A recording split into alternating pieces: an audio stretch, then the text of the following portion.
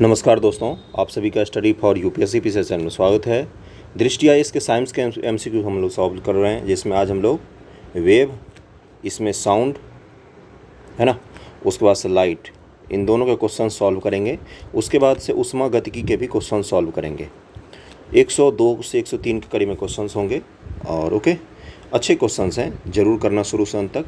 बहुत ही बेहतरीन क्वेश्चन हैं, आपके एग्जाम में सीधे पूछे जा सकते हैं। पहला क्वेश्चन है कि कौन सी तरंगें शून्य में संचरण नहीं कर सकती हैं। पहले का क्या आंसर हो जाएगा?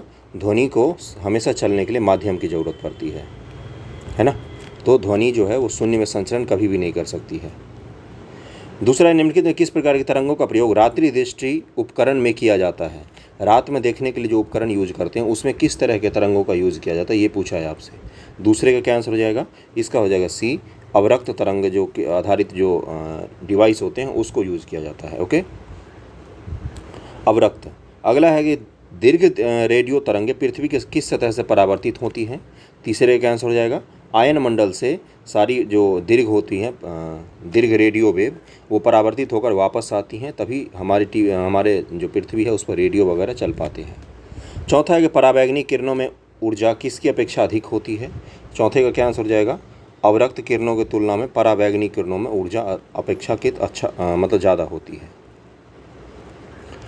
और स्पेक्ट्रम तो याद होगा ना, ये स्पेक्ट्रम होता है, यहाँ पर गामा होता है, उसके बाद से अल्फ़ा किरणें होती हैं, उसके बाद से इन अल्ट्रा वायलेट होती हैं, फिर वायलेट से शुरू हो जाता है विजिबल वाला, फिर रेड आता है, फिर इंफ्रारेड आता है रेड के बाद, उसके बाद से आता है रेडियो वेव और शॉर्ट वेव वगैरह सब जो बनते हैं वो सब आ जाते हैं। ओके, एक्स वेव या रेडियो वेव वगैरह आते हैं स्पेक्ट्रम में, विजिबल के बाद वो सब आ जाते हैं। पांचवा है कि जल उपचार में पराबैंगनी किरणों का प्रयोग किस रूप में किया जा सकता है?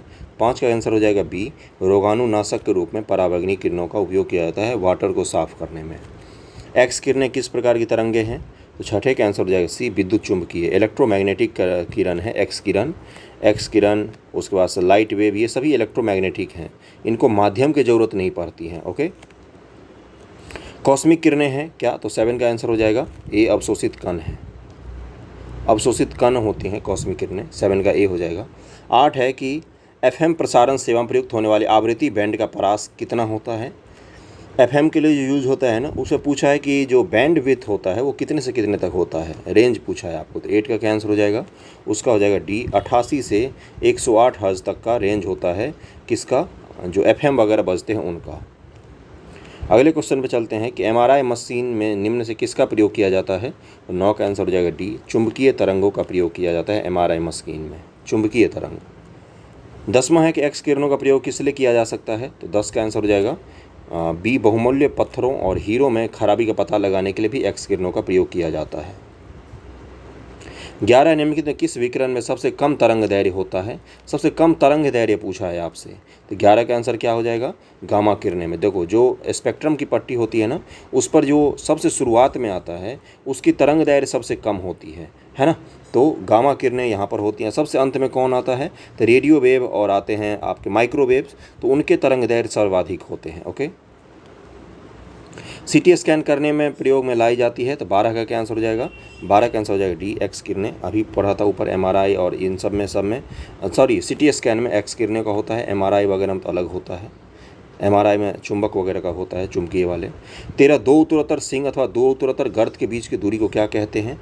13 का आंसर हो जाएगा बी, तरंग दैर्घ्य कहा जाता है। ओके, तरंग दैर्घ्य कहते हैं। दूर संचार के लिए प्रयुक्त कौन सी तरंगें होती हैं? तो 14 का आंसर हो जाएगा डी, माइक्रोवेव होती हैं दूर संचार के लिए। टेलीविज़न के दूरस्थ नियंत्रण के लिए किस प्रकार के विद्युत चुंबकीय विकिरण का प्रयोग किया जाता है? जो रिमोट होते हैं उसके लिए पूछा है आपसे। 15 का आंसर हो जाएगा, इसका हो जाएगा अवरक्त होते, इंफ्रारेड होता है उसमें। ओके, अब अगले चैप्टर हम लोग चलते हैं, जिसमें आपको साउंड से संबंधित क्वेश्चंस मिलेंगे। साउंड से संबंधित सारे क्वेश्चंस अब हम करेंगे, इसमें अच्छे क्वेश्चंस के सेट हैं साउंड में भी। ओके, इसको शुरू करते हैं हम लोग। पहला क्वेश्चन क्या है कि नीचे दिए गए विकल्पों से किसमें ध्वनि आर पार नहीं जा सकती है? पहले का क्या आंसर हो जाएगा? ध्वनि को हमेशा माध्यम की जरूरत पड़ती है, बी, निर्वात में नहीं जा सकती है आर पार। ओके, स्पष्ट रूप से प्रतिध्वनि सुनने के लिए परावर्तक सतह और सुनने वाले के मध्य कम से कम कितनी दूरी होनी चाहिए, मतलब इको ना हो साउंड में, जो आप साउंड सुनना चाहते हो वो स्पष्ट रूप से सुनाई दे, इसके लिए कितना मीटर की जगह बीच में ज़रूर होना चाहिए। दूसरे का क्या आंसर हो जाएगा, दूसरे का हो जाएगा 16.5 मीटर। 16.5 मीटर की जब दूरी होगी ना तो आपको स्पष्ट आवाज़ सुनाई देगा। जो कॉन्फ्रेंस हॉल वगैरह बनाए जाते हैं ना बड़े बड़े, उसमें इन चीज़ों का ध्यान रखा जाता है कि जो छत है वो वक्राकार होना चाहिए, जिससे यहाँ पर बोले आदमी तो यहाँ से स्पष्ट सुनाई दे। दूरी है वो 16 मीटर की होनी चाहिए। सिनेमा हॉल सब में ये चीज़ की ध्यान रखा जाता है। ध्वनि का वायु में वेग अनुमानतः कितना है, तो तीसरे का क्या आंसर हो जाएगा, 330 मीटर पर सेकंड है ध्वनि का वेग। कम लंबाई की बांसुरी में निम्न आवृत्ति की तरंगें उत्पन्न होती है। ध्वनि शैलों से केवल अनुदैर्घ्य प्रत्यास्थ तरंगों के रूप में प्रगामी होती हैं। तो इसका आंसर क्या हो जाएगा चौथे का, इसका आंसर दिया हुआ है बी, यानी कि केवल और केवल 2 सही है। पराश्रव्य वे ध्वनियाँ हैं जिनकी आवृत्ति होती है क्या, पराश्रव्य और अवश्रव्य आपने दो सुना होगा। तो 5 का क्या आंसर हो जाएगा, इसका आंसर हो जाएगा यहाँ पर ए। 20,000 हर्ट्ज से ज़्यादा को क्या बोलते हैं, पराश्रव्य, और 20 हर्ट्ज से 20,000 हर्ट्ज तक हम सुन सकते हैं। मानव कहाँ से कहाँ तक सुन सकता है, 20 हर्ट्ज से 20,000 हर्ट्ज। तो 20,000 हर्ट्ज से ज़्यादा को बोलते हैं पराश्रव्य, 20 हर्ट्ज से कम को क्या बोला जाता है, अवश्रव्य, अवश्रव्य। ओके। लगभग 20 डिग्री सी के तापक्रम पर किस माध्यम में ध्वनि की गति अधिकतम रहेगी। 20 डिग्री तापमान भी दिया हुआ है, तापमान और डेंसिटी, ये दो चीज़ें ऐसी हैं जो ध्वनि के स्पीड को बहुत ज़्यादा प्रभावित करते हैं।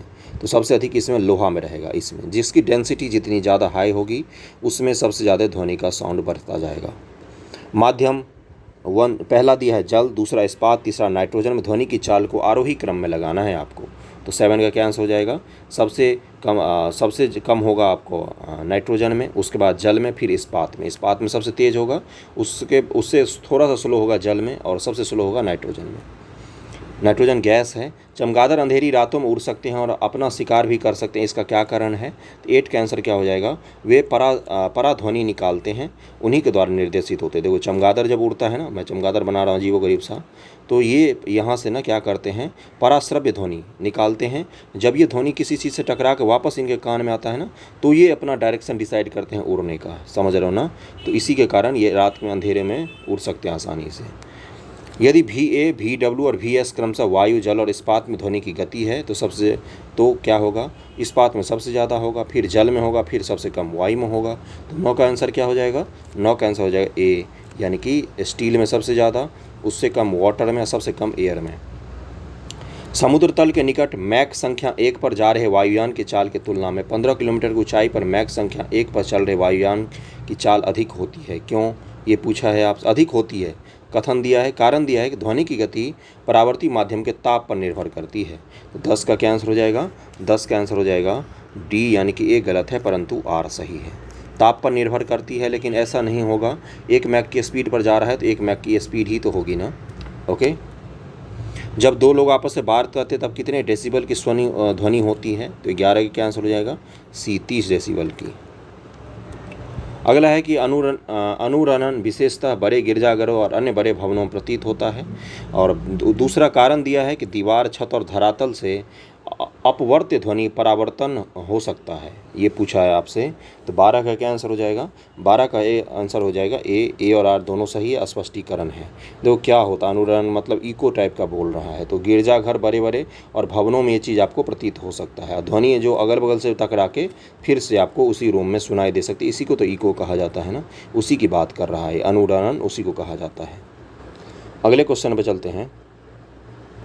विस्तृत रूप से प्रयुक्त संगीतिक स्वरग्राम, जिसे द्विटोनी स्वरग्राम कहते हैं, 7 आवृत्तियों वाला होता है। स्वर 100 की आवृत्ति 256 हर्ज होती है और स्वर 9 की नी की आवृत्ति 512 हर्ज होती है। जो सारे गामा पौधा नीसा होती है ना, उसकी बात कर रहा है ये। तो इस तरह के क्वेश्चंस याद करने वाले होते हैं। तो वो IAS का 2008 का क्वेश्चन है ना। तो इस तरह के क्वेश्चन अगर नहीं होते आपसे तो कोई विशेष उसमें हर्ज की ज़रूरत है नहीं, एक क्वेश्चन के लिए हम इतना नहीं रटने बैठेंगे। तो 13 का क्या आंसर हो जाएगा, ये केवल 1 सही है। ध्वनि का तारत्व तो किस पर निर्भर करता है, तो 14 का क्या आंसर हो जाएगा, 14 का हो जाएगा आवृत्ति पर निर्भर करता है ध्वनि का तारत्व तो हमेशा।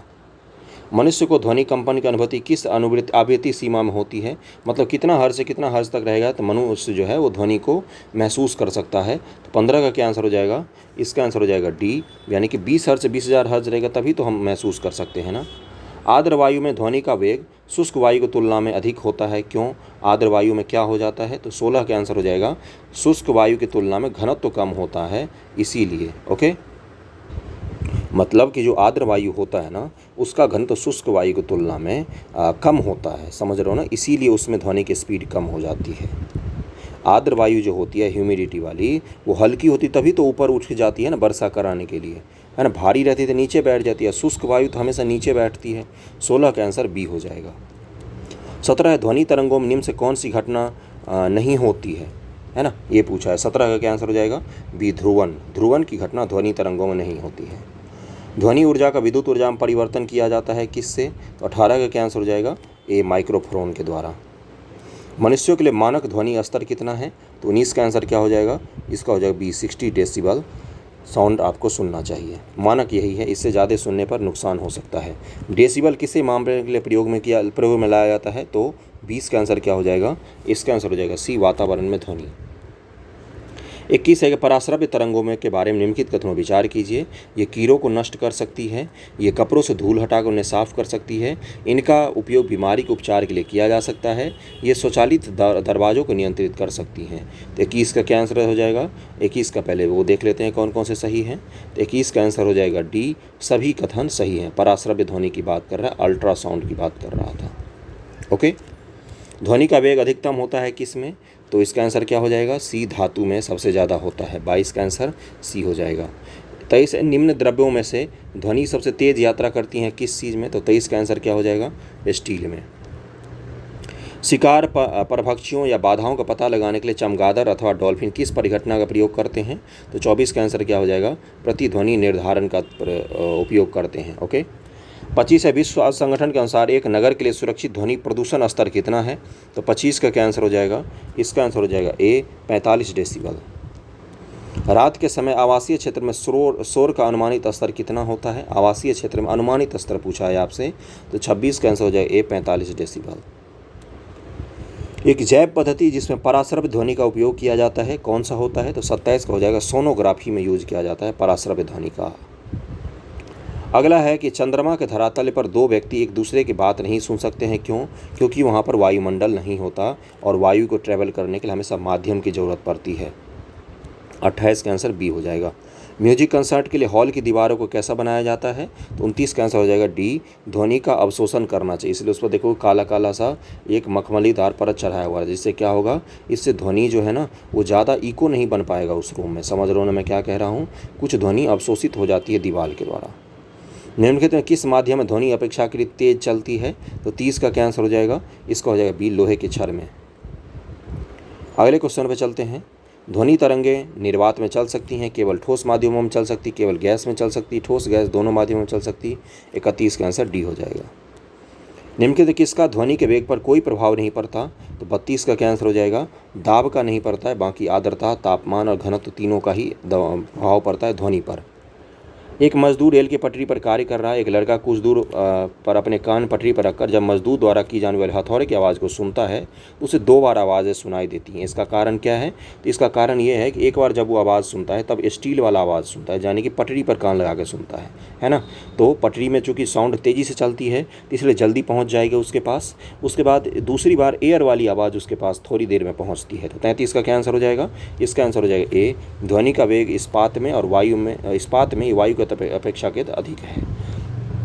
ओके, इसीलिए होता है कि इस्पात वाला उस पटरी पर कान लगा के सुन रहा है ना, तो इस्पात वाला साउंड उसके पास पहले पहुंच गया, फिर एयर में जो साउंड घूम रहा है वो उसके पास पहुंचा बाद में, इसीलिए 2 बार सुनता है वो। मनुष्य के लिए शोर की सह सीमा करीब करीब कितनी होती है? तो 34 का आंसर होता है बी, 85 डेसिबल से अधिक मनुष्य सहन नहीं कर सकता।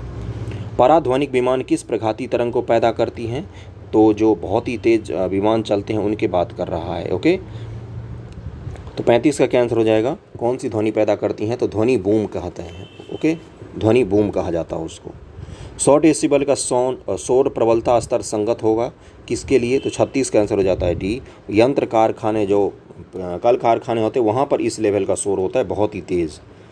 जब सितार और बांसुरी पर एक ही स्वर बजाया जाए तो उनमें उत्पन्न ध्वनि का भेद निम्नलिखित में अंतर के कारण किया जाता है, सितार और बांसुरी।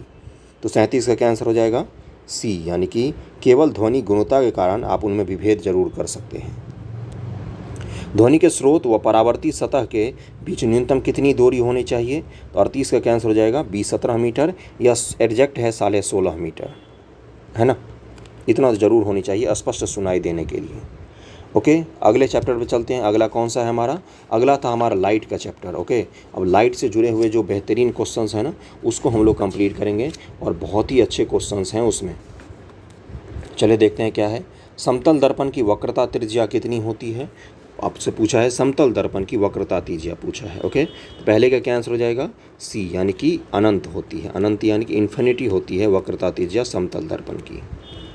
निम्नलिखित में से कौन सी परिघटना यह निर्णय देने में सहायक होती है कि प्रकाश एक अनुप्रस्थ तरंग है? तो दूसरे का क्या आंसर हो जाएगा? ध्रुवीकरण की घटना होती है प्रकाश के साथ। तो यही हमें क्या बताती है कि प्रकाश एक अनुप्रस्थ तरंग भी है। एक छोटे से पिन पॉइंट से प्रकाश की किरण डाइवर्ट हो जाती है, यही हमें बताती है कि प्रकाश एक अनुप्रस्थ तरंग भी है। प्रकाश का डुअल नेचर किससे पता चला था? तो फोटो इलेक्ट्रिक इफेक्ट जो किया था एल्बर्ट आइंस्टाइन, उससे ये पता चला था कि प्रकाश एक वेव के फॉर्म में भी चलती है और एक पार्टिकल के फॉर्म में भी चलती है। इंद्रधनुष किस कारण से बनता है?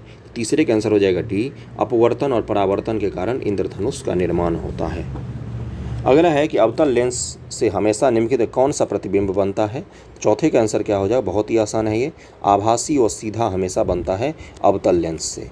अवतल से हमेशा आभासी और सीधा बनेगा। ओके, पांचवें क्वेश्चन पे चलते हैं कि डॉक्टर सीवी रमन को उनके किस प्रयोग के लिए नोबेल पुरस्कार प्रदान किया गया था? तो 5 का क्या आंसर हो जाएगा? प्रकाश विक्षेपण, जो स्कैटरिंग होता है उसके कारण उनको दिया गया था, प्रकाश विक्षेपण के कारण। ओके, 5 का आंसर बी हो जाएगा। और सॉरी, प्रकाश स्कैटरिंग ना, प्रकीर्णन होगा, प्रकाश प्रकीर्णन होगा। 5 का आंसर सी होगा, प्रकीर्णन। आई रिपीट, मैंने मिस्टेक किया, बी बोल दिया गलती से मैंने, प्रकीर्णन होगा। ओके, प्रकीर्णन के लिए दिया जाता है। ऑप्टिकल फाइबर का आविष्कार किसने किया था? ऑप्टिकल फाइबर के बारे में पूछ रहा है, तो इसका आंसर हो जाएगा बी, नरिंदर कपानी ने किया था। और ये क्या है ऑप्टिकल फाइबर? तो ऑप्टिकल फाइबर जो है ना, एक्चुअली में ये आपको जो लाइट होते हैं उनके टोटल इंटरनल रिफ्लेक्शन के द्वारा किसी भी इंफॉर्मेशन को एक जगह से दूसरे जगह भेजा जाता है। जैसे भारत से अमेरिका जो इंटरनेट पर हम बातचीत करते हैं या मैसेज करते हैं, वो किसके द्वारा संभव हो पाता है? सैटेलाइट से? बिल्कुल भी नहीं। हमारे यहाँ से अमेरिका तक समुद्र में ऑप्टिकल फाइबर केबल बिछे हुए हैं जो एक दूसरे देश को जोड़ते हैं, समझ रहे हो ना। 7 है, किसी व्यक्ति का पूरा प्रतिबिंब देखने के लिए एक समतल दर्पण की न्यूनतम ऊंचाई होनी चाहिए कितनी? समतल दर्पण की बात कर रहा है, तो 7 का हो जाए व्यक्ति की ऊंचाई का आधा तो कम से कम दर्पण की ऊंचाई होनी ही चाहिए, तभी आप उस व्यक्ति का पूरा देख सकते हो प्रतिबिंब। प्रिज्म से गुजरने पर प्रकाश का कौन सा रंग सबसे अधिक विचलन को दर्शाता है? तो 8 का क्या आंसर हो जाएगा? 8 का आंसर हो जाएगा सी, बैगनी रंग को दर्शाता है। सबसे अधिक विचलन किस में होता है? तो बैगनी में। जो बैगनी आह पिनाला होता है ना, तो लाल में सबसे कम होता है और बैगनी में सबसे अधिक होता है विचलन। इसलिए लाल वगैरह को जो ट्रैफिक सिग्नल होता है उसमें यूज़ किया जाता है। एक अंतरिक्ष यात्री को अंतरिक्ष में आकाश कैसा दिखाई देगा? तो उसको काला दिखाई देगा। अंतरिक्ष में से अंतरिक्ष देखोगे तो काला दिखाई देगा। 9 का आंसर क्या हो जाता है? सी। प्रकाश का रंग निर्धारित होता है किससे? तो 10 का क्या आंसर हो जाएगा? तरंग दैर्घ्य से निर्धारित होता है रंग हमेशा प्रकाश का। ओके, जो स्पेक्ट्रम होता है उस पर जो अल्ट्रा वायलेट के बाद कौन सा आता है? अल्ट्रा यूवी के बाद कौन सा आता है? विजिबल आता है। विजिबल में सबसे पहले कौन सा आता है? वेबग्योर होता है ना, तो भी से आएगा और रेड पर जाएगा। तो तरंग दैर्घ्य ही जो है वही निर्धारित करता है अलग अलग कलर को। ओके, इसका आंसर बी हो जाएगा। 11, किसी वस्तु का आवर्धित और आभासी प्रतिबिंब प्राप्त करने के लिए प्रयोग किया जाता है किसको? आवर्धित बोल रहा है और आभासी, ये दोनों ही होना चाहिए। तो 11 का क्या आंसर हो जाएगा? ये चीज़ अवतल दर्पण में देखने को मिलता है। पृथ्वी से देखने पर आकाश किस कारण से नीला होता है? तो 12 का क्या आंसर हो जाएगा? इसका आंसर हो जाएगा सी, वायुमंडल में सूर्य के प्रकाश के लघुतर तरंग का प्रकीर्णन होता है, स्कैटरिंग हो जाता है, इसीलिए वहाँ पर से हमें काला दिखाई देता है, अच्छा नीला दिखाई देता है। ओके, तो जो नीला कलर है इसका सबसे ज़्यादा स्कैटर हो सकता है, इसीलिए नीला दिखाई देता है। लघुतर तरंग दैर्घ्य वाले जो होते हैं ना, वो स्कैटर कर जाते हैं। मृगमरीचिका बनने वाली परिघटना को क्या कहा जाता है? 13 का क्या आंसर हो जाएगा? पूर्ण आंतरिक परावर्तन। निम्न से कौन सा सादा उस वस्तु की छोटी छवि बनाएगा जो उसके सामने रखी जाए? मतलब इस कौन सा दर्पण ऐसा है जो उसके सामने आप किसी चीज़ को रखोगे तो छोटा करके उसको दिखाएगा? तो 14 का क्या आंसर हो जाएगा? इसका आंसर है बी, उत्तल दर्पण। अगला है कि चक्षुष प्रदर्थ एकक में प्राथमिक रंग कौन कौन से होते हैं? चक्षुष प्रदर्थ एकक में पूछ रहा है कौन कौन से प्राथमिक रंग होते हैं।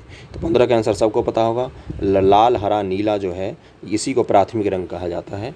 पारदर्शी यानी कि पेरिस्कोप किस सिद्धांत पर काम करता है? परिदर्शी। तो 16 का क्या आंसर हो जाएगा? ये परावर्तन के सिद्धांत पर पेरिस्कोप जो है वो काम करता है, परिदर्शी।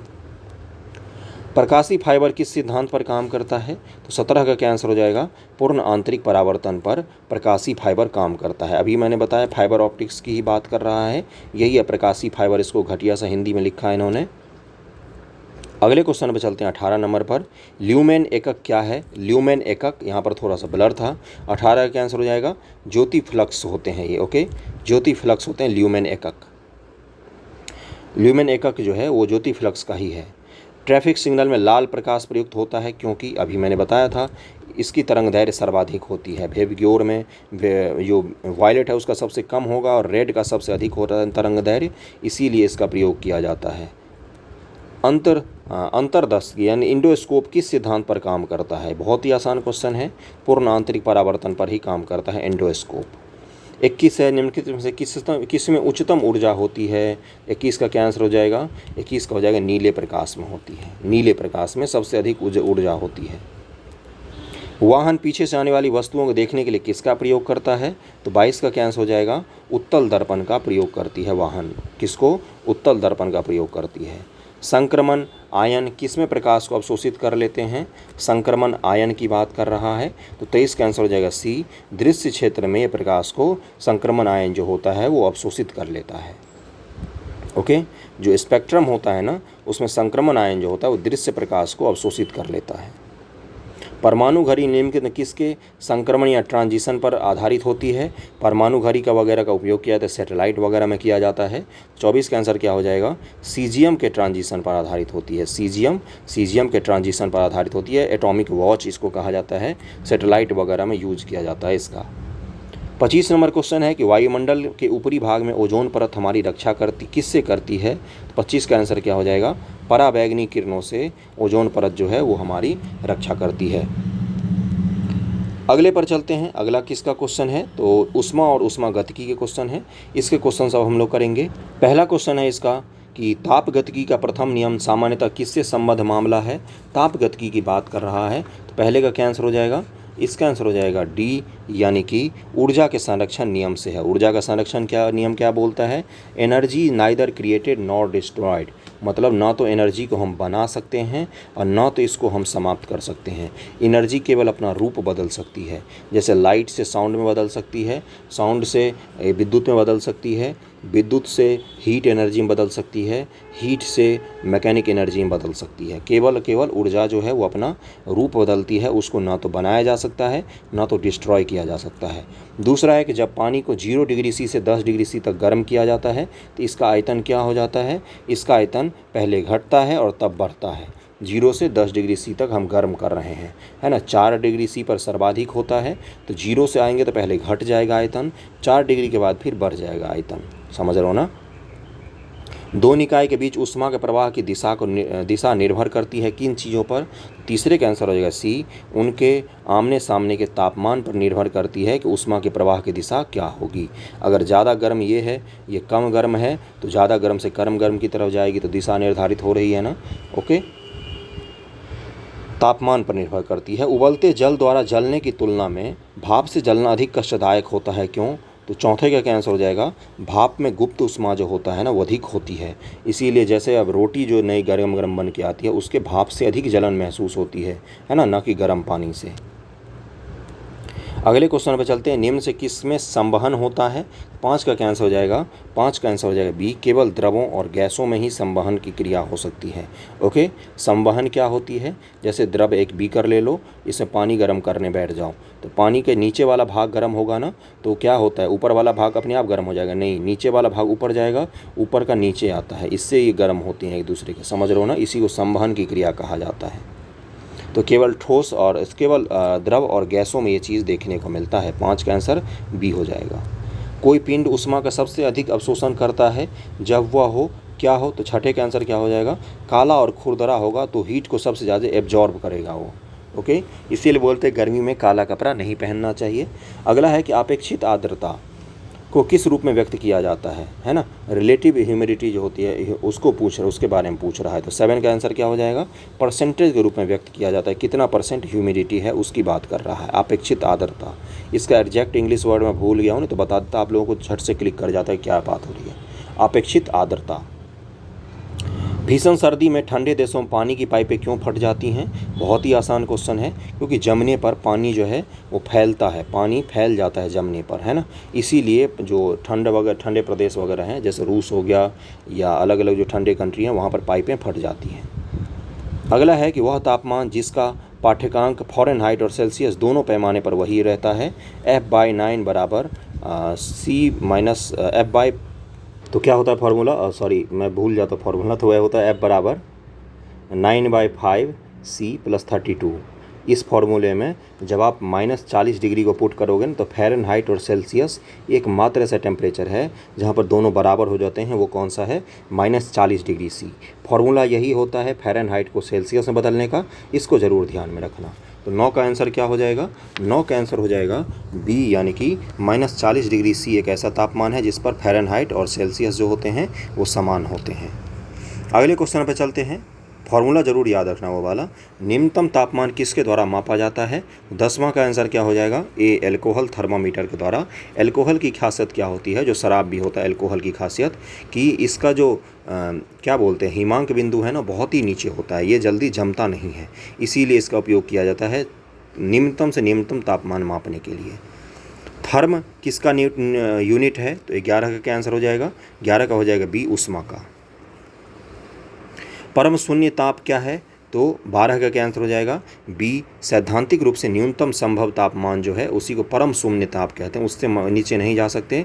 -263 डिग्री C के आसपास है परम शून्य ताप। ओके, अगला है कि थर्मोस्टेट वह यंत्र है जो क्या करता है? तो 13 का क्या आंसर हो जाएगा, सबको पता होगा, किसी निकाय का तापक्रम स्वनियंत्रित कर लेता है, थर्मोस्टेट उसी को कहा जाता है, जब तापमान को खुद से नियंत्रित कर देता है वो। अगले क्वेश्चन पर चलते हैं, 14 नंबर,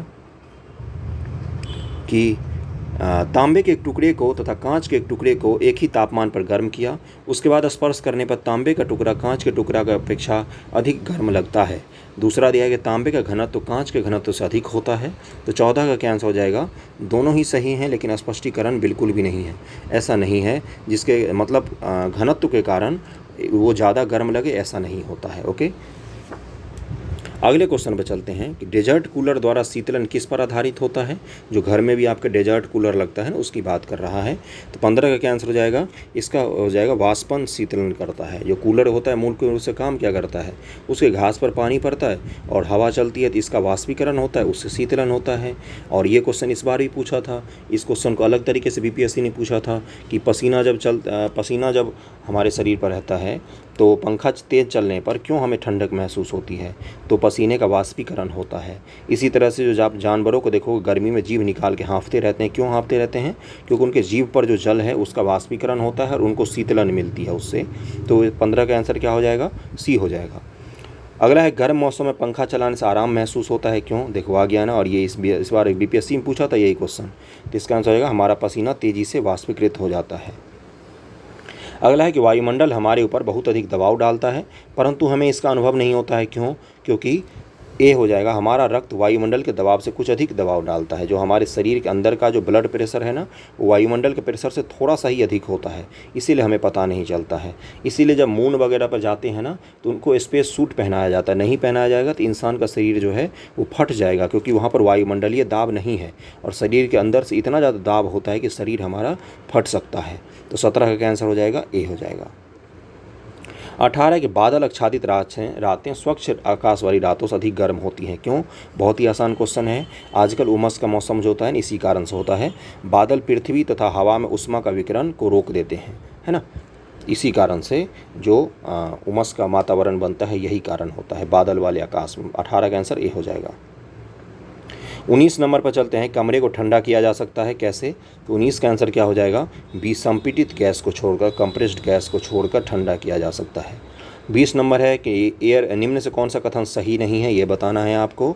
एयर कंडीशनर और एयर कूलर दोनों तापक्रम नियंत्रित करते हैं। एयर कूलर जो है वो तापक्रम को नियंत्रित नहीं करता, दोनों ही करते हैं। सही है, ये तो सही ही है। हाँ, दोनों ही करते हैं ना, तापक्रम को ही तो नियंत्रित करने का दोनों काम करते हैं।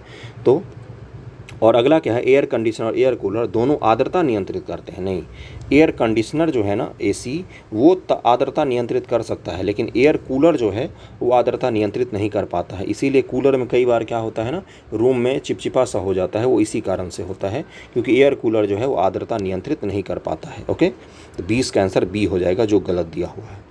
जलयुक्त गिलास में तैरता हुआ बर्फ़ का टुकड़ा जब पिघलता है तो क्या होगा? अभी बताया था मैंने, कुछ भी नहीं होगा, पानी का स्तर वही बना हुआ रहेगा। अगला है कि शीत कोष्ठ में भंडारित फल अधिक समय तक चलते हैं, क्योंकि क्या हो जाता है शीत कोष्ठ में ऐसा भाई? तो इसका आंसर हो जाएगा सी, श्वसन की दर जो होती है वो घट जाती है।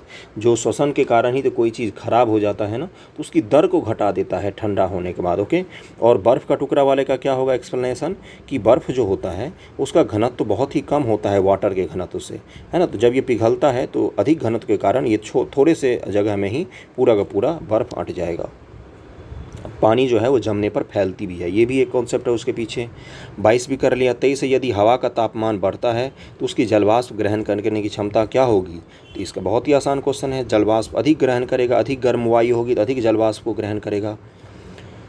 24 है और आज का आखिरी क्वेश्चन के निम्न से कौन सा एक कथन सही नहीं है, ये पूछा है आपसे। तो 24 का क्या आंसर हो जाएगा? तापमान के बढ़ने पर वायु में ध्वनि का वेग बढ़ता है। अगला है वायु में ध्वनि का वेग दाब पर निर्भर नहीं करता है। अगला है आर्द्रता के बढ़ने पर वायु में ध्वनि का वेग कम हो जाता है। तो 24 का आंसर क्या हो जाएगा? सी इसमें गलत स्टेटमेंट दिया हुआ है। ओके, तो 24 क्वेश्चन इसके भी कंप्लीट कर लिए हमने, सारे क्वेश्चंस कंप्लीट कर लिए। 100 से ज़्यादा क्वेश्चंस कंप्लीट किए हमने करीब 31 मिनट में। वीडियो जैसा भी लगा हो ज़रूर बताना। ओके, और थोड़ा समय के अभाव के कारण नहीं बन पा रहा है रेगुलर, कल से मैं पूरी कोशिश करूँगा कि आपको रेगुलर वीडियो दूँ, दिन में 2-2 3-3। Thank you so much.